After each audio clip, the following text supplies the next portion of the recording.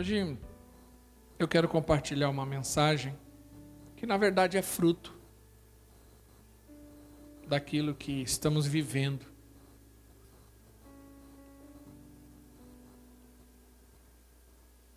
Nós estamos vivendo tempos difíceis, tempos sombrios, tempos de choro.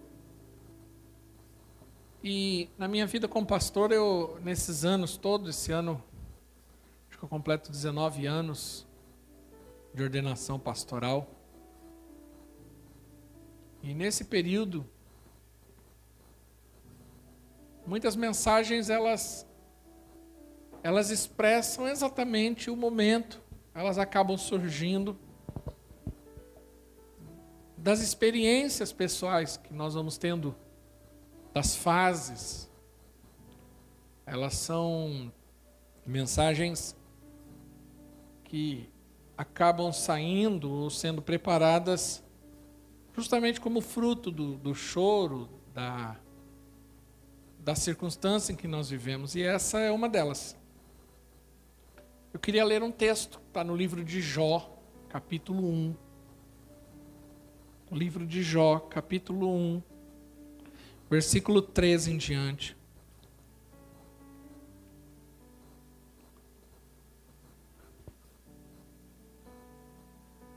O texto diz assim: certo dia, quando os filhos e filhas de Jó estavam num banquete, comendo e bebendo vinho na casa do irmão mais velho, o mensageiro veio a dizer a Jó: os bois estavam arando e os jumentos estavam pastando por perto, e os sabeus atacaram e o levaram embora, mataram a espada os empregados. Eu fui o único que escapou para lhe contar.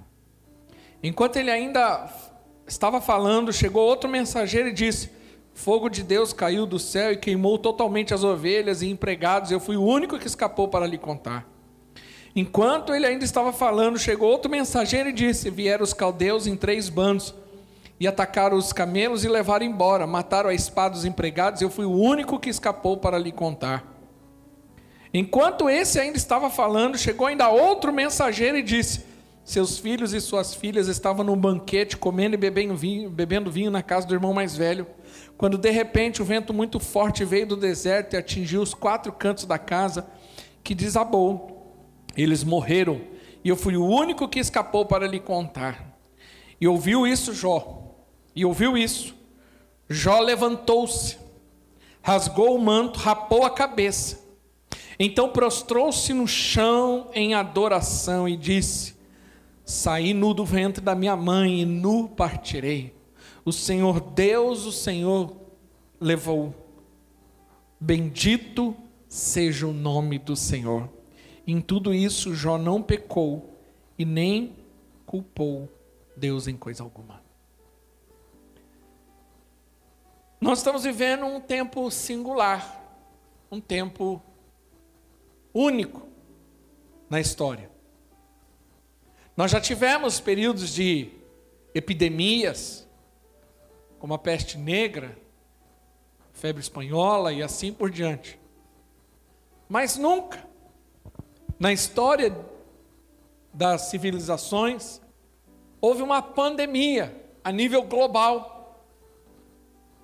Hoje nós estamos vivendo um tempo onde a pandemia, e esse mês nós estamos aí 1 ano nessa história, ela atingiu praticamente todos os países, todas as nações, em alguma medida, de alguma forma, foi prejudicada.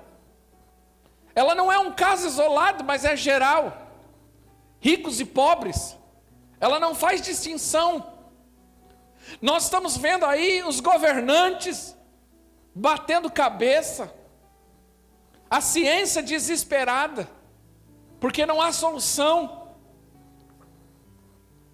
Nós estamos vendo que essa pandemia, ela abalou todas as estruturas, porque ela não atinge só a questão da saúde, mas ela atinge a economia, atinge os relacionamentos, ela atinge todas as estruturas e esferas da sociedade, escolas e universidades paradas há 1 ano, o desemprego cada dia maior, empresas que estão quebrando, pessoas que estão morrendo,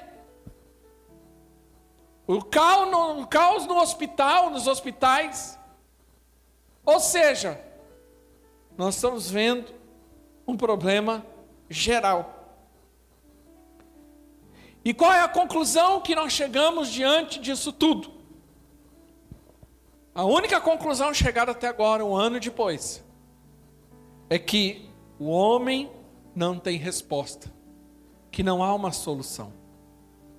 Os governos estão desesperados, a ciência está desesperada, porque ninguém consegue trazer uma solução de fato.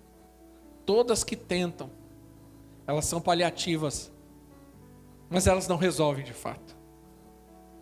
A questão, na verdade, e que nós estamos aprendendo, é que nós dependemos totalmente de uma intervenção divina. Porque se nós olharmos para o governo, e eu estou falando aqui não como posição política, mas no geral, e eu vou falar os governos, porque nenhum governo do mundo conseguiu dar uma resposta. Não temos. Se nós olharmos para a ciência, onde tem se falado muito, a ciência também não tem solução. A conclusão que nós estamos chegando é que se Deus não intervir, não sabemos exatamente o que há de acontecer. Na verdade, hoje, nós vamos entender, de fato, uma coisa que é muito importante, principalmente para esses dias, que é o que vai nos sustentar, é o que vai nos manter firmes, é a soberania de Deus em meio ao sofrimento. Nós precisamos entender isso, que em meio ao sofrimento, em meio à crise, em meio ao caos, em meio à pandemia, eu quero te dizer uma coisa: Deus continua sendo soberano, Ele continua sendo Deus. E Jó, na verdade, dentre tantos que nós temos como exemplos na palavra do Senhor, nas Escrituras Sagradas, Jó é um dos que mais deixa claro isso. Ele entendeu sobre a soberania de Deus em meio à crise. Nós começamos a ler o momento da vida de Jó, aonde ele perde tudo. Praticamente do dia para a noite, ele tinha tudo que ele tinha construído, tudo que ele tinha feito, todos os seus sonhos e realizações caíram por terra. Perdeu, sofreu, houve luto. Mas quando você começa a estudar a vida de Jó e ler o livro de Jó, Jó no capítulo 42, encerra esse livro praticamente com uma das declarações mais surpreendentes da Bíblia. Jó 42, versículo 1 e 2 diz assim: então Jó respondeu ao Senhor: eu sei que tudo podes, e nenhum dos teus planos serão frustrados. Jó chega a essa conclusão, porque ele entendeu o que é a soberania de Deus em meio à crise, à adversidade. Nesses dias, conversando com algumas pessoas, e me perguntaram: pastor, e falando sobre essa crise, sobre as pessoas com depressão, as pessoas em desespero, as pessoas em pânico, eu falei: o problema é que essa geração atual, ela não foi preparada para o sofrimento. É uma geração que prosperou. É uma geração que vive um período de prosperidade. A grande maioria está melhor do que estava há 15, 20 anos atrás, há 30 anos atrás, há 40 anos atrás, há 50 anos atrás. É uma geração que só experimentou conforto. É uma geração que só experimentou a facilidade do dia a dia. Então, quando chegou a crise, boa parte dela não está dando conta. Está surtando. O número de depressivos aumentou, o número de suicídios aumentou, o número de casamentos destruídos e separações e divórcios aumentaram. O número de desviados aumentou. Porque, infelizmente, não entenderam o que é a soberania de Deus em meio à dificuldade. Vamos resumir um pouco a história de Jó. Jó, na verdade, é um personagem real, ele não é fictício. Ele não é um livro poético no sentido de haver ali um personagem, mas ele é real, existiu. A Bíblia relata que ele foi um homem mais rico da sua época. E além de ser o homem mais rico, ele foi o homem mais piedoso da sua geração. Jó foi casado, pai de 10 filhos. E o próprio Deus diz ao seu respeito que ele era um homem íntegro, reto, temente a Deus e que se desviava do mal. Essa era a visão que o próprio Deus relata nas Escrituras a respeito de Jó.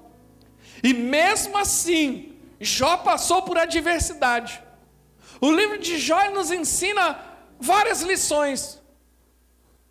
Mas uma delas é que mesmo que você seja um homem de Deus, uma mulher de Deus, isso não lhe isenta de passar dificuldades.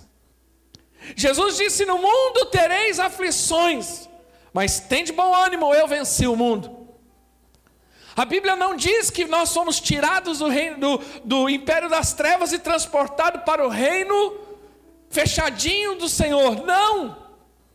Nós fomos tirados da influência e do poder do pecado, mas ainda estamos em condições de passar por dificuldades, mesmo sendo de Deus. Nós precisamos entender essa verdade. E mesmo diante disso tudo, Jó, num certo momento da sua vida, ele se torna alvo de um ataque de Satanás. O capítulo 1 começa explicando ali uma situação que acontece que Jó não sabe.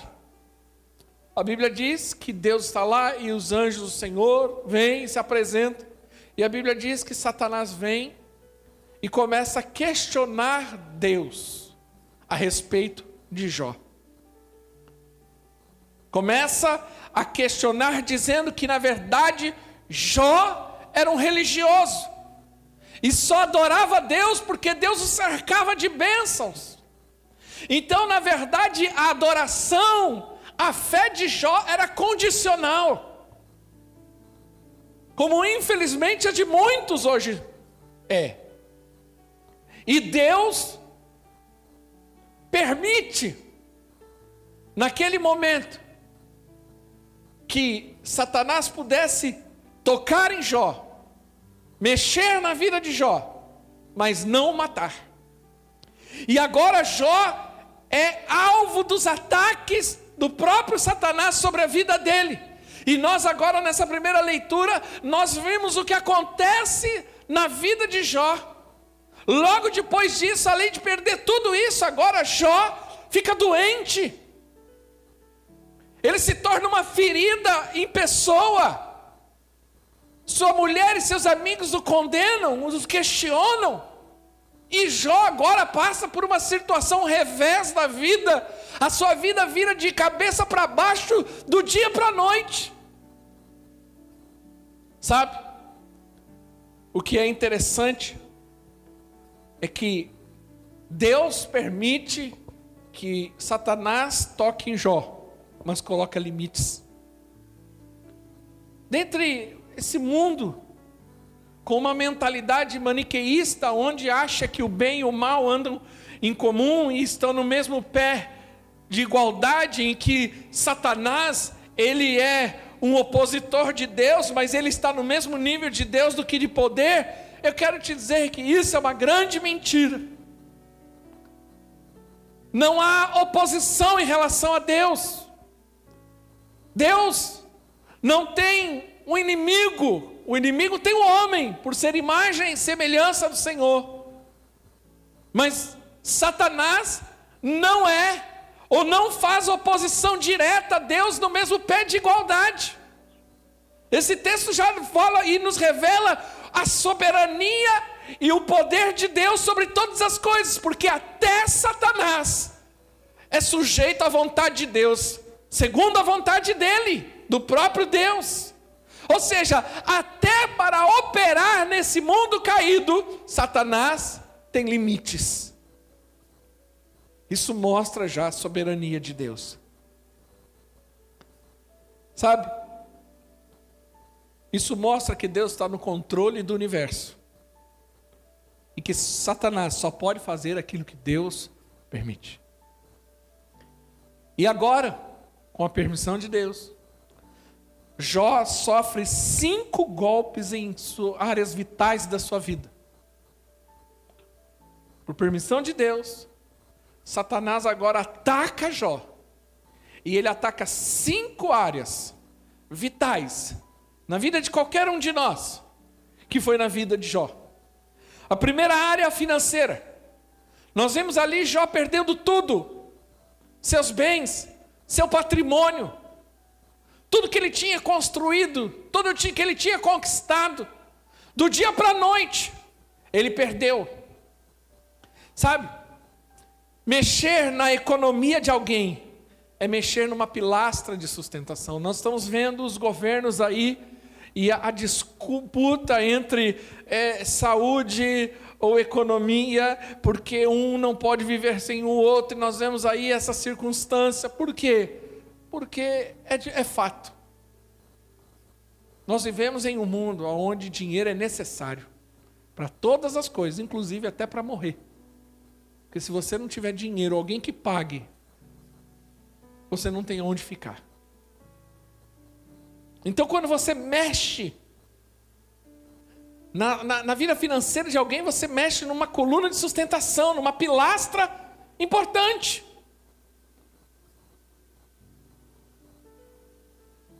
Segunda coisa, e segundo golpe que Jó recebe, é a morte dos seus 10 filhos, de uma única vez.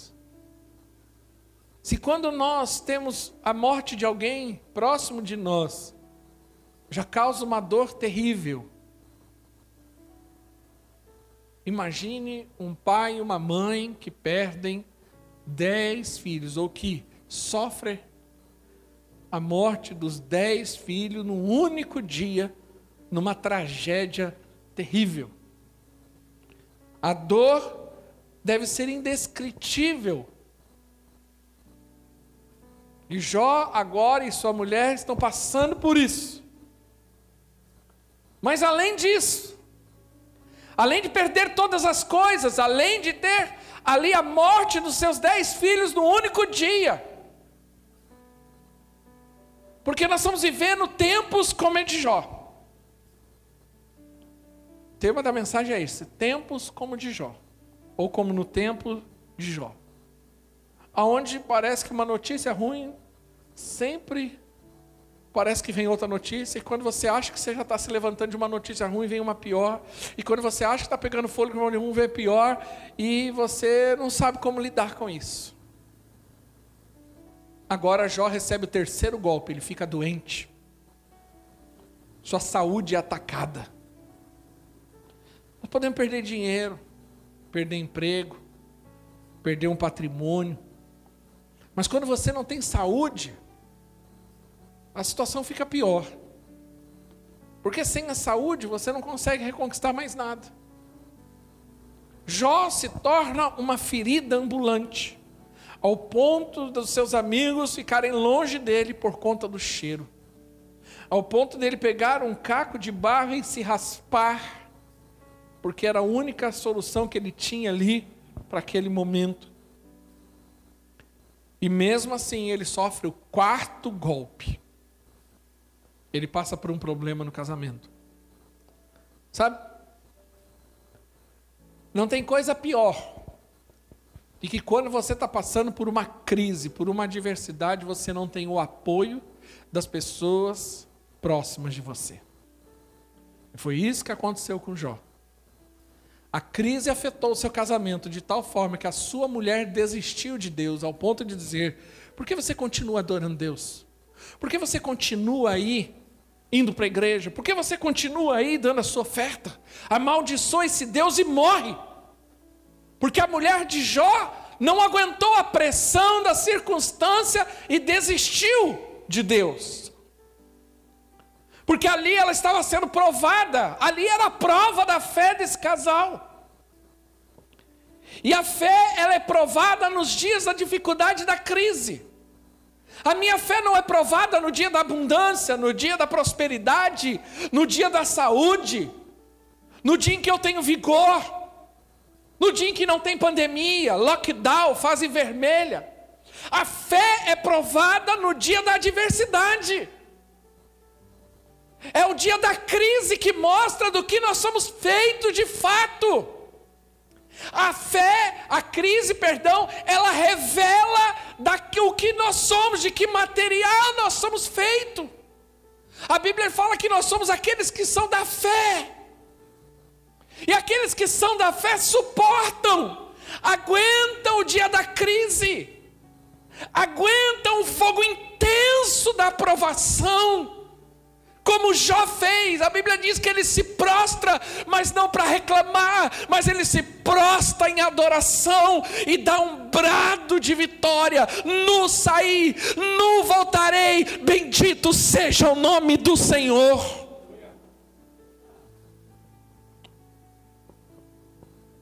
E para terminar, ele sofre o 5º golpe. Ele foi atacado na sua vida financeira, foi atacado com a morte dos seus filhos, foi atacado porque ficou doente, a sua saúde, foi atacado no seu casamento, e agora, depois de tudo isso, ele começa a ser injustiçado. Ele começa a receber acusações levianas e injustas. Porque agora as pessoas começam: está vendo? Está passando por isso, por causa disso. Porque você tem algum pecado, porque você deve ter feito alguma coisa errada. E as acusações começam a vir sobre o coração e a mente de Jó.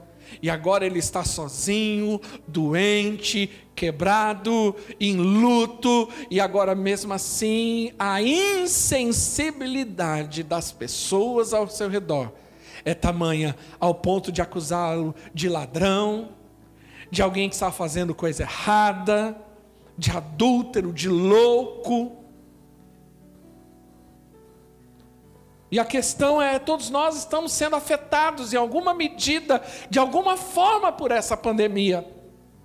E a pergunta que nós fazemos de fato é: o que fazer diante de tais circunstâncias? Mediante a tanta dor, a tanto medo, há tanto desespero, a pergunta que vem nos nossos corações é: o que eu faço? Como que eu lido com isso?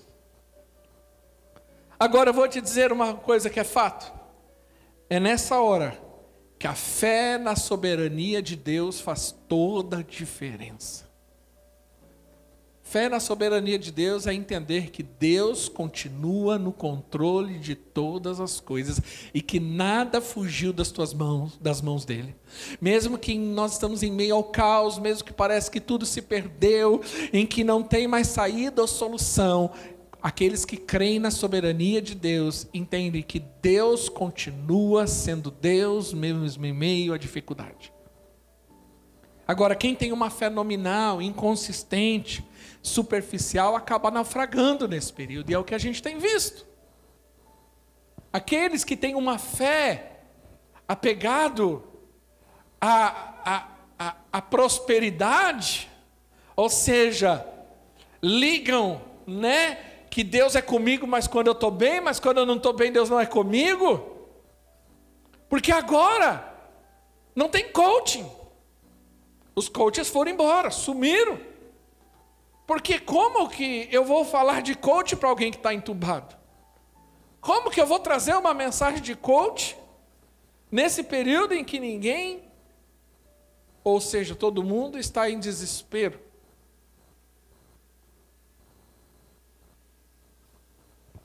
Sabe? Como a mulher de Jó, que não aguentou a pressão e naufragou na fé. E infelizmente, muitos, estão naufragando na fé. Estão desanimados, desistindo, fracos, pensando em abandonar tudo e todos, achando que não há solução para mais nada, porque o mundo está num caos tamanho que ele não consegue mais crer que essa circunstância possa mudar. Porque quem olhava para Jó, com certeza, eu não condeno a mulher de Jó, porque provavelmente muitos na posição dela falariam a mesma coisa. Você continua ainda adorando Deus, você continua ainda aí liderando, você ainda continua, mesmo com todas as circunstâncias, mesmo com todo esse vento contrário, mesmo com tudo dando errado, você ainda continua insistindo nisso. Larga a mão disso.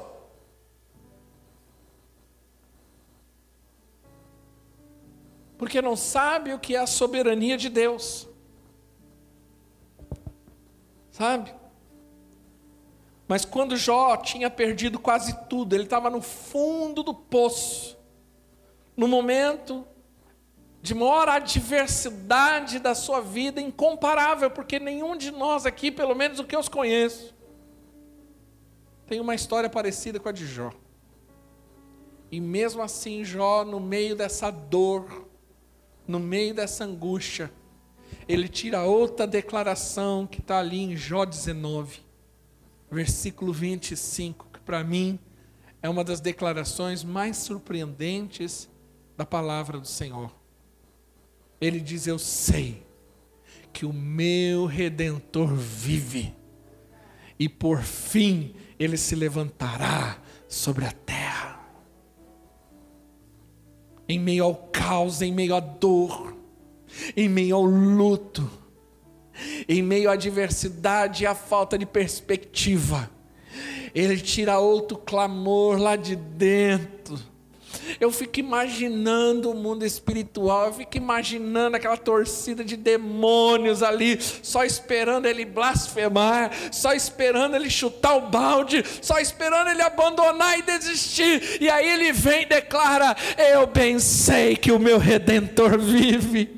Deus está no controle de todas as coisas, mesmo que haja crise, mesmo que haja adversidade ou pandemia, Deus continua sendo Deus e isso não muda.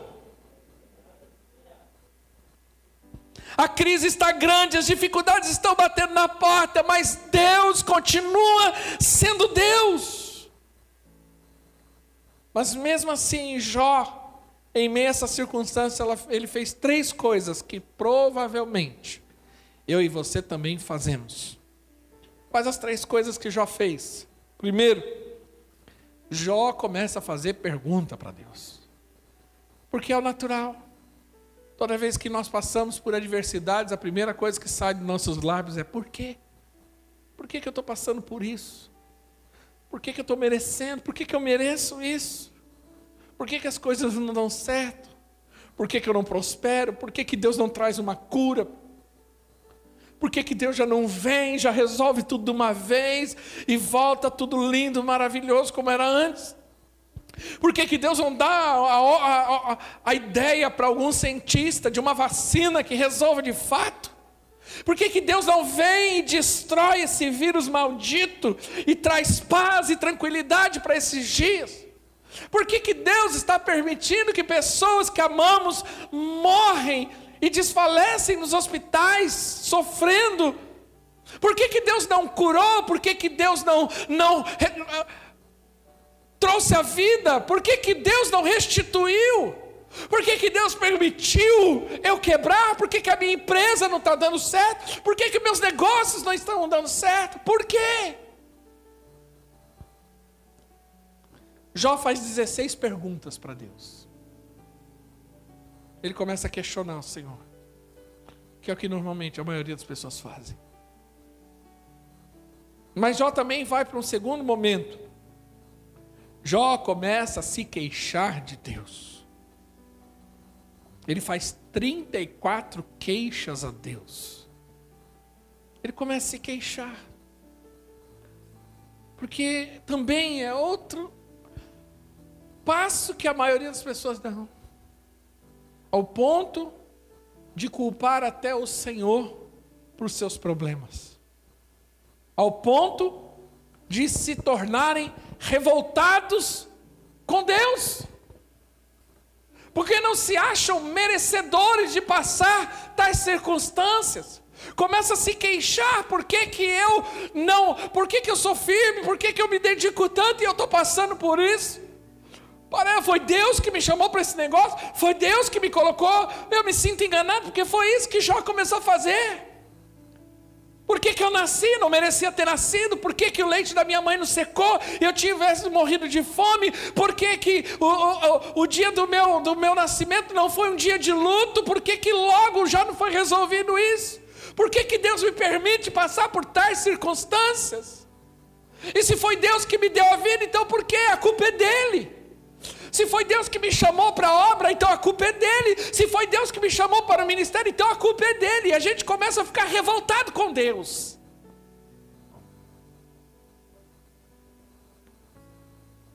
E aí Jó fez a terceira coisa. Porque ele começa a ser acusado.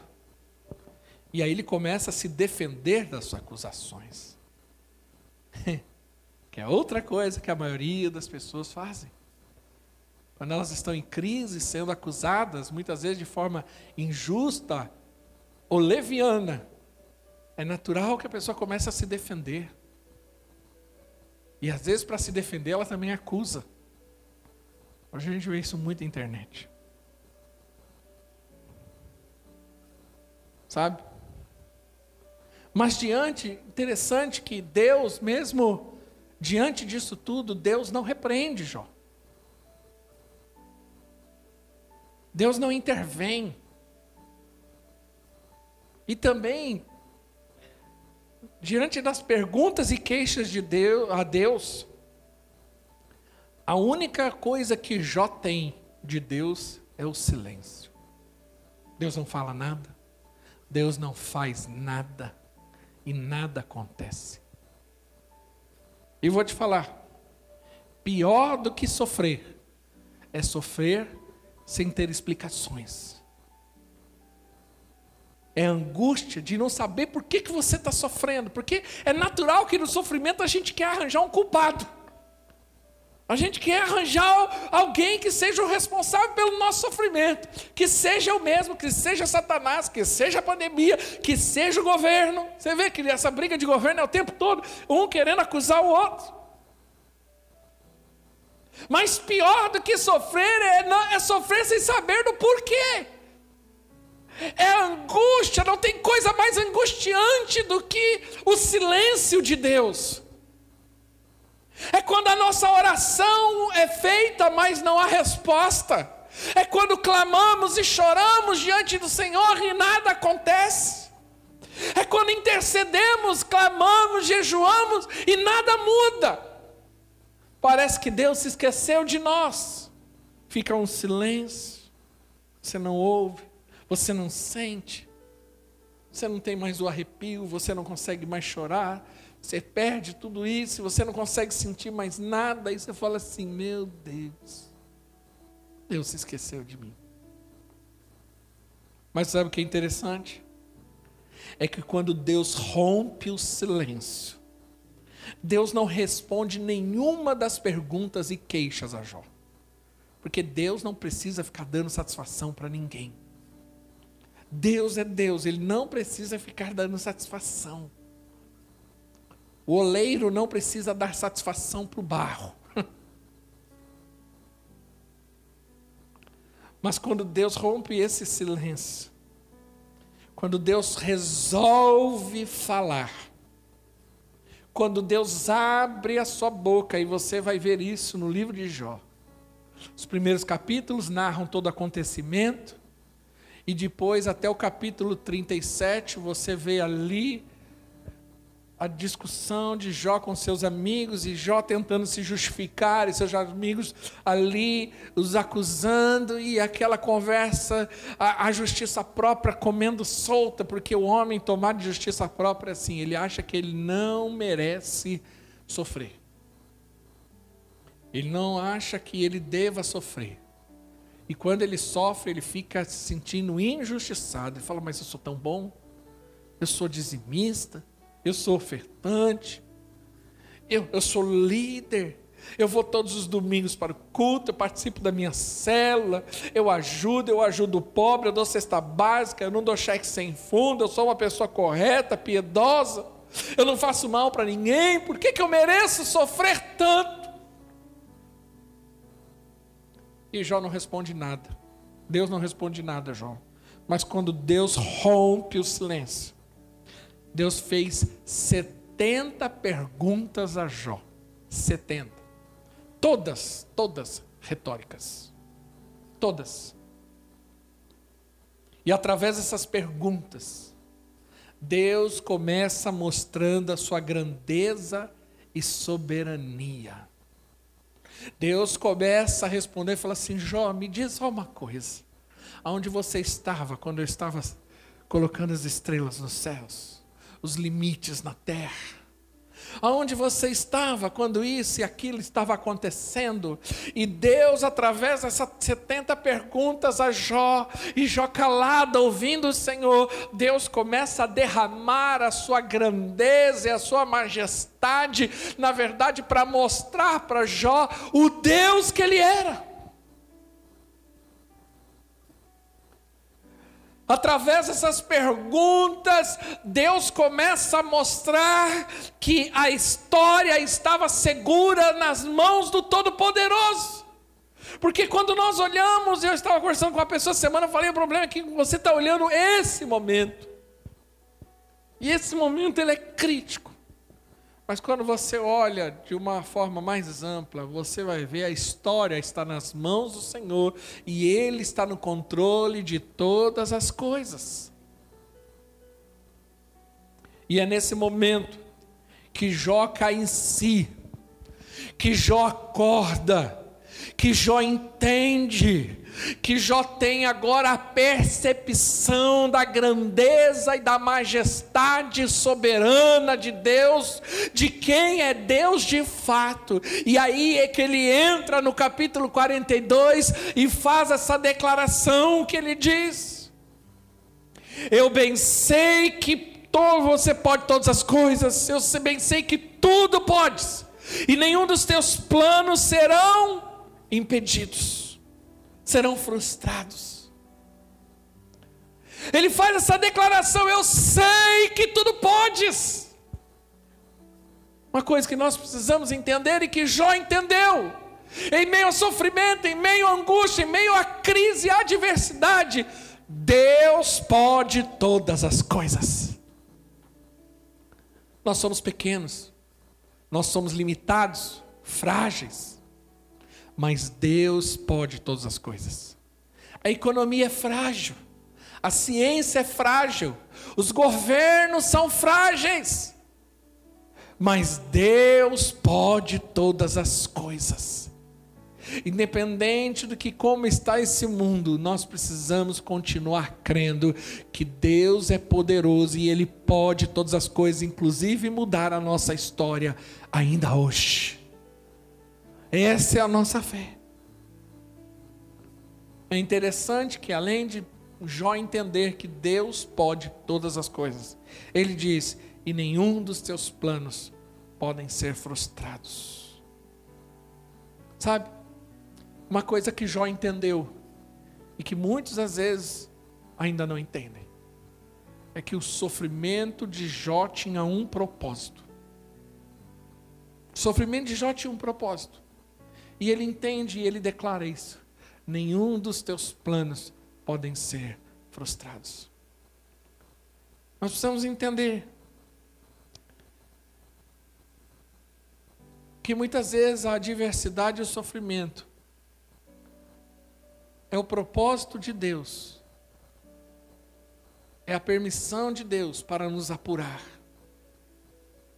para nos melhorar.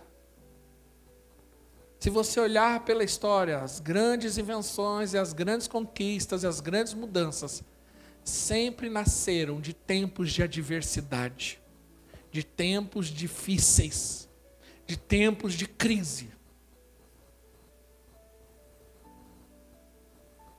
Se não houver pressão, se não houver fogo, não há purificação do ouro, não há mudança de estruturas. Nós precisamos entender que esse sofrimento que está sendo causado nos dias de hoje para um propósito. Para levar o homem a ser quebrantado. A se prostrar diante de Deus, para quebrar o orgulho. Porque diante disso, nós estamos vendo, esses dias eu vi o hospital mais caro, Albert Einstein. Não tem lugar, não tem leitos. Ou seja, o mais endinheirado não pode resolver o problema dele de saúde hoje. Não tem dinheiro, não tem poder econômico, não tem patrimônio que resolva alguma coisa hoje. Nós estamos vendo ricos e pobres terminando no mesmo lugar, no cemitério. O orgulho de muitos, infelizmente, está sendo quebrado ou felizmente.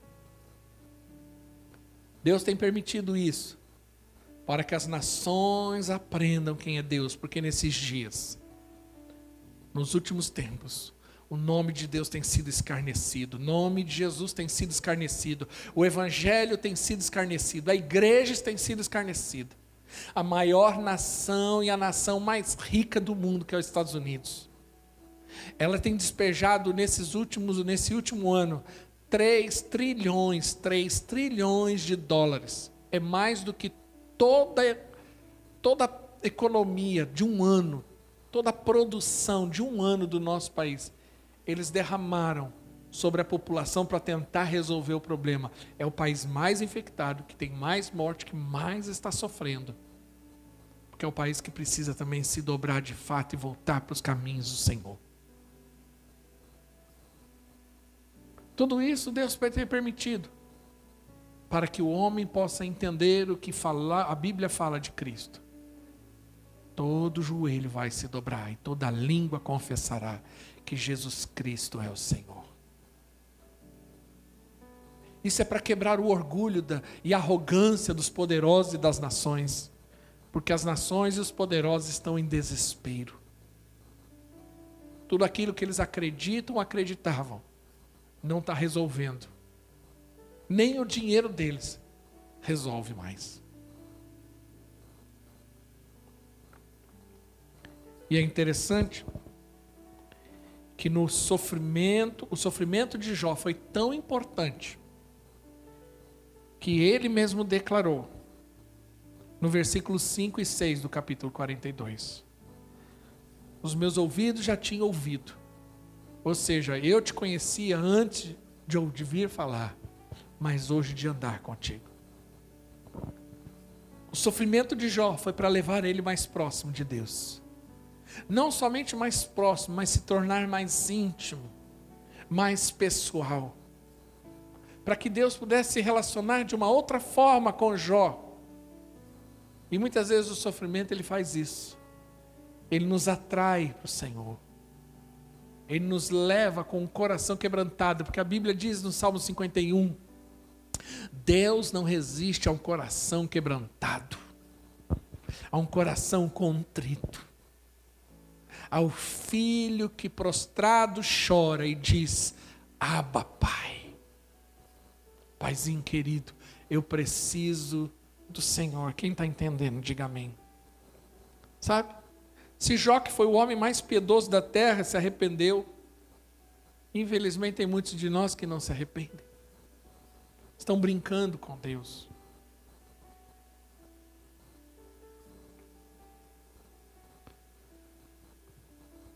Mas é interessante que depois de toda essa circunstância, mas no momento em que Jó entendeu, o versículo 10 do capítulo 42 diz assim, depois de todas essas coisas, diz assim, depois que Jó orou por seus amigos, o Senhor o tornou novamente próspero e lhe deu em dobro tudo o que tinha antes. Todos os seus irmãos, irmãs e todos os que haviam conhecido anteriormente vieram a comer com ele em sua casa. Eles o consolaram e confortaram com todas as tribulações que o Senhor tinha trazido sobre ele. E cada um lhe deu uma peça de prata e um anel de ouro. O Senhor o abençoou o final da vida de Jó mais do que o início. Ele teve 14 mil ovelhas, 6 mil camelos, 1.000 juntas de bois e 1.000 jumentos. também teve ainda 7 filhos e 3 filhas.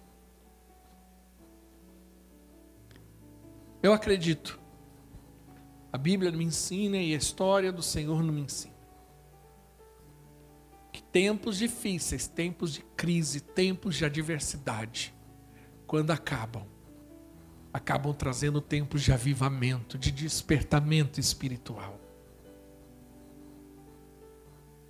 de provisões sobrenaturais. E eu quero te dizer, Deus vai restituir a tua vida.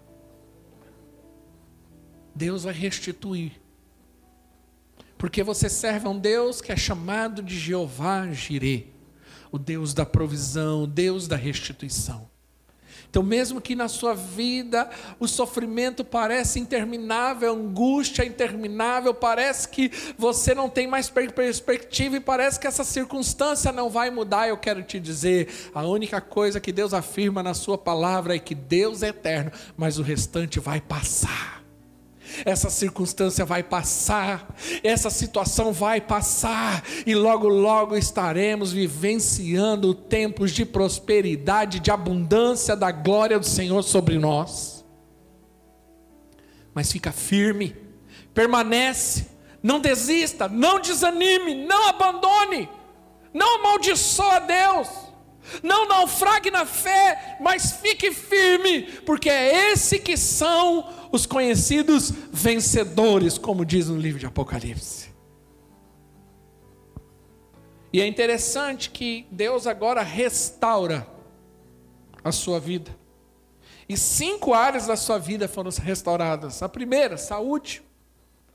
Jó se curou, foi curado por Deus, e a Bíblia diz que ele viveu ainda mais 140 anos. Eu quero te dizer, a sua vida não está no fim, ainda tem muita coisa de Deus para você. Ainda tem muita obra de Deus, ainda tem muitas realizações da parte do Senhor para a tua vida. Deus restaura a sua saúde, Deus restaura as suas finanças, Ele devolveu em dobro tudo aquilo que Ele tinha perdido. A sua empresa pode estar com problemas, você pode estar passando pelo desemprego, por adversidade, mas Deus vai restituir você nesses dias. Posso ouvir um amém? Deus restaura também as suas amizades, porque a Bíblia diz que Ele orou pelos seus amigos. E é interessante que o texto deixa claro que Jó restaurou a sua sorte enquanto ele orava pelos seus amigos. Aqui é um fato. Tem coisas que você precisa resolver no teu coração.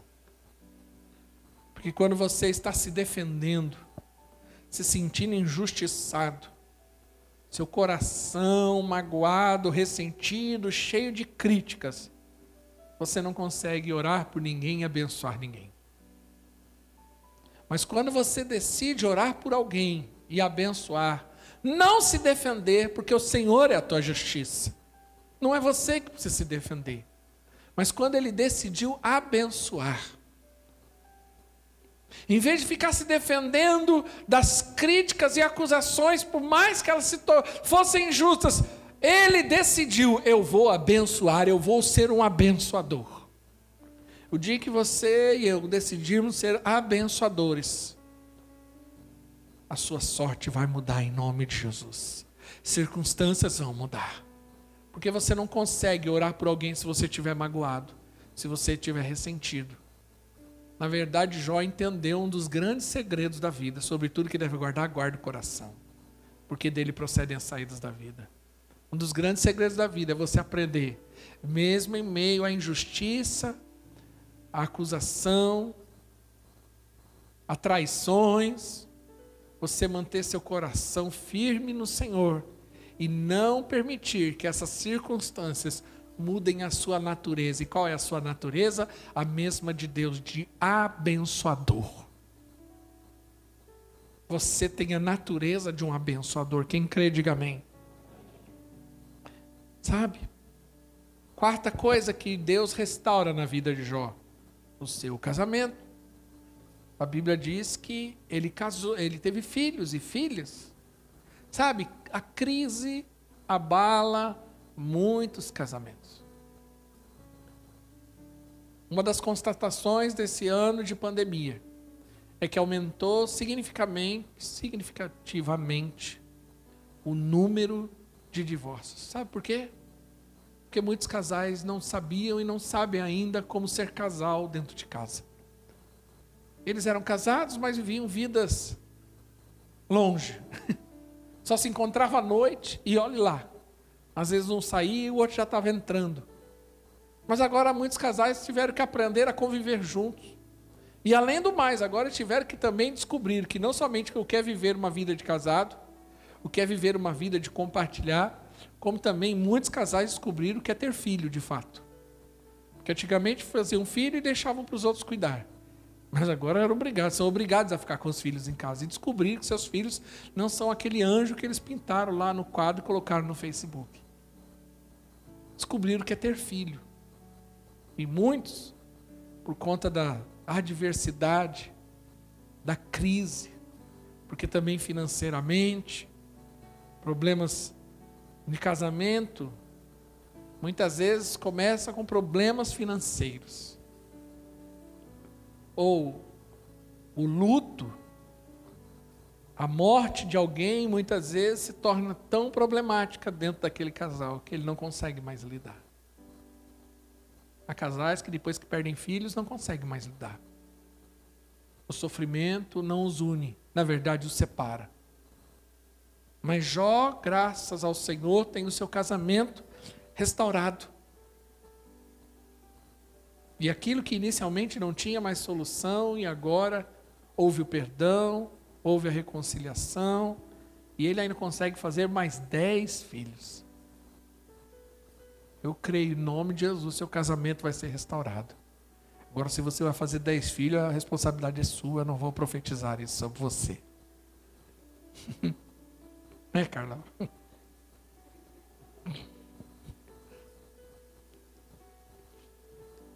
E por último, Deus restaura os seus próprios filhos. A Bíblia diz que Jó teve mais 10 filhos. Ele perdeu 10. E agora Deus restaura ao ponto dele ter mais 10 filhos. Sabe? É interessante que o texto que nós lemos diz que Deus restaurou em dobro todas as coisas, mas ele só teve 10. Ele perdeu 10, ele deveria ter 20. É que, na verdade, nós temos na nossa cultura, muitas vezes, quando nós temos a morte de alguém, nós temos o hábito de falar para a pessoa, olha, meus sentimentos pela sua perda. E isso para um homem de Deus, para uma mulher de Deus, para aquele que crê que Jesus Cristo é o Salvador e que há de ressuscitá-lo, e que aquele que morre, ele não morre, mas ele entra, como diz o próprio Evangelho, passou da vida para a morte e agora entrou na eternidade. Essa palavra perda não deve acontecer no nosso vocabulário. Certa vez um pai, saindo do velório do seu filho, uma pessoa veio e falou, olha, meus sentimentos pela sua perda. Ele falou, eu não perdi ninguém. Porque quem perde é porque não sabe aonde está e nem com quem está. Eu sei aonde meu filho está e com quem está. Agora Jó tem 10 filhos na terra e 10 filhos no céu. Deus restaurou a vida de Jó.